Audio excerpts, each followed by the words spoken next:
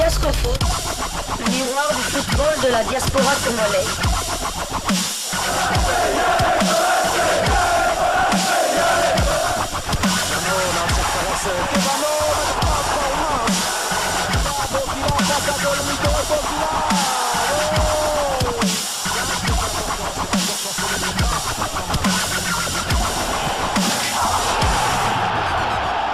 Diascofoot, le miroir du football de la diaspora congolaise.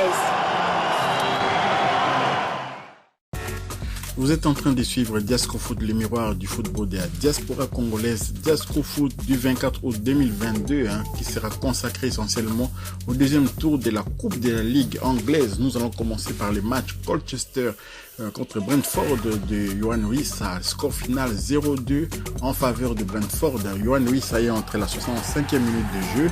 Et voici le temps de jeu de Yohan Wissa en première ligue anglaise. Temps de jeu 208 minutes, une passe décisive sur 360 minutes possibles, 4 matchs joués sur 4 matchs possibles. Le prochain match de Brentford en première ligue anglaise, ça va être la 4e journée. Brentford va recevoir Everton le samedi 27 août 2022, 15h heure de Kinshasa, 16h heure de Lubumbashi, au stade Community Stadium de Brentford. Donc voilà les résultats de la victoire de Brentford sur Colchester dans le deuxième tour de la Coupe de la Ligue anglaise.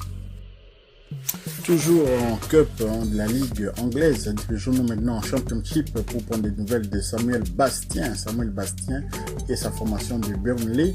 Et donc Samuel Bastien a ouvert le score pour la formation de Burnley, titulaire à l'occasion du deuxième tour de la Cup, la Coupe de la Ligue anglaise. Samuel Bastien permet à Burnley de prendre les devants sur Shrewsbury, 0-1. Les matchs étaient toujours en cours, mais donc voilà, le score est entériné. L'essentiel pour nous est de savoir que Samuel Bastien a marqué quand même au cours de cette rencontre-là, et voilà, donc c'est une bonne chose pour l'international congolais Samuel Bastien. Il est déjà au courant que nous avons maintenant un nouveau sélectionneur officiellement nommé par la FECOFA et également aussi par le ministère du Sport et Loisirs de la RDC. Voilà, félicitations à Samuel Bastien pour ses buts, malgré que ce soit en Coupe de la Ligue, mais quand même un but est un but.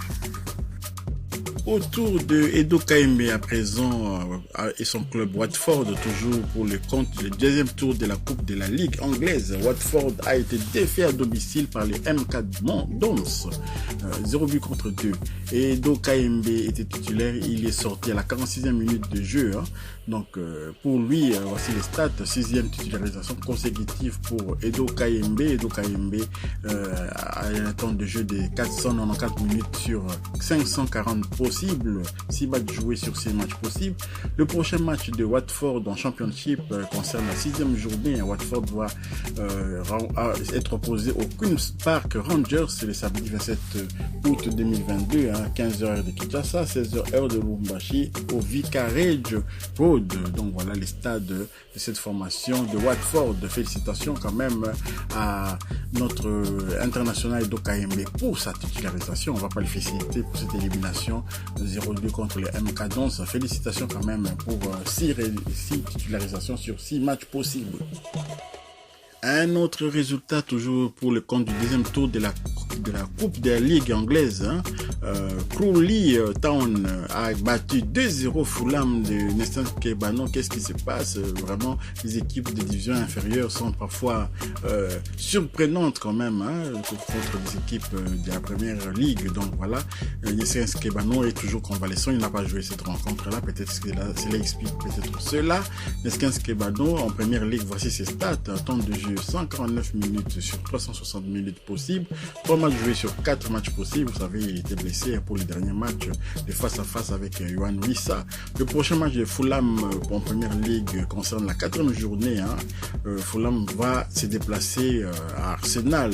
Donc voilà, ça sera pas facile. Le samedi 27 août 2022, 17h heure de Kinshasa, 18h heure de Lubumbashi, à l'Emirates Stadium d'Arsenal. Donc voilà, Nestor Kebano, un prompt rétablissement, c'est le souhait de tous les Congolais qui aiment bien notre milieu de terrain offensif. toujours en Angleterre, toujours pour le compte du 10e tour de la Coupe de la Ligue. Derby County a battu West Bromwich Albion, le club de Diangana, et Diangana est entré en jeu à la 66e minute de jeu. Diangana s'est stat avec West Bromwich Albion en Championship. Temps de jeu 397 minutes, un but marqué, 2 passes décisives sur 630 minutes possibles, 6 matchs joués sur 7 matchs possibles. Le prochain match de West Bromwich Albion en Championship concerne la 6e journée. Ils vont jouer sur le terrain de Huddersfield dans le samedi 27 août 2022, 15h de Kinshasa, 16h de Lubumbashi, au stade The John Smith Stadium. Donc voilà, Diangana quand même courage, il est quand même, il fait 6 sur 7 en termes de nombre de matchs joués dans cette championship. Il a déjà marqué un but quand même, fantastique. Nous lui souhaitons une bonne continuation. Un dernier résultat de la Coupe de la Ligue, deuxième tour toujours, Bolton a été défait 1 but contre 4 par Aston Villa. Bolton, c'est le club de Elias Kachunga qui était titulaire, il est sorti à la 68e minute de jeu. Bolton est bien évidemment éliminé de cette coupe. Kachunga, ses résultats en Ligue 1, il joue quand même en 3e division anglaise. Le temps de jeu 265 minutes, un but marqué et une passe décisive sur 630 minutes possibles. 6 matchs joués sur 7 matchs possibles. Le prochain match de Bolton en Ligue 1, concerne la 6e journée. Bolton va se déplacer sur le terrain de Plymouth et donc ça va être le samedi 27 août 2022 à 15h de Kinshasa, 16h de Lubumbashi au Home Park, le stade de Plymouth.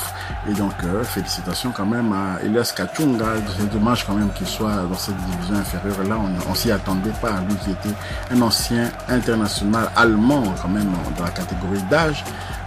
Au même titre que les Choupo-Moting, les Sukuta Passou, ils étaient un peu quand même nombreux quand même ces jeunes d'origine africaine là au sein de la formation, des formations espoir allemandes. Donc voilà, courage à Elias Kachunga et donc bonne continuation. A second and extended lead. Mayo, header at the back pass for Sika. A second goal.